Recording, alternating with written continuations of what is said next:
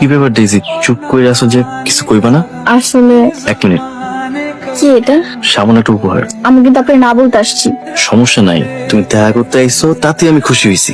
গিফটটা খুইলা দেখো, যদি পছন্দ না হয় তাহলে আরেকটা কিনা দিবো। পছন্দ হয়েছে? অনেক অনেক পছন্দ হয়েছে। আমার একটা স্বপ্ন ছিল আইফোনের। থ্যাঙ্কস হৃদয়। তারপর বলো, তোমার সাথে বিয়ে না হোক, বন্ধুত্ব তো হতে পারে নাকি?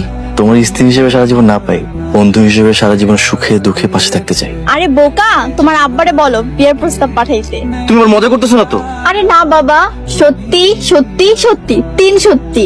আমার একটা শর্ত আছে। সব সত্য মঞ্জুর। আরে বাবা, আগে তো শুনবা কি শর্ত। তোমার পাইতে সব শর্ত মানতে রাজি, তারপর চাইলে কও। বিয়ের পর মা আমাদের সাথে থাকবে, আমাদের পরিবারের সদস্য হয়ে। রাজি আছো তুমি? তোমার আমি এটাই করতে চাইছিলাম, আসলে আমার মা নাই তো।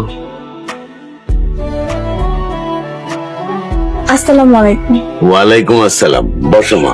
মাশাআল্লাহ, মেয়ে তো আমার আগেই পছন্দ করে, এখন দেখা দেখি তো শুধু আনুষ্ঠানিকতা মাত্র।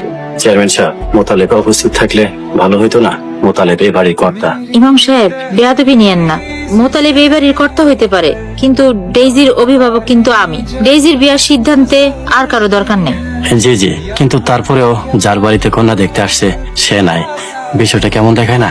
ইমাম সাহেব, আপনি ভুলে যায়েন না, আমি শুধু এই গ্রামের না, সমস্ত ইউনিয়নের কর্তা। আমি যে জায়গায় উপস্থিত আছি আর কারো দরকার আছে? ওই তো মোতালেব আসছে।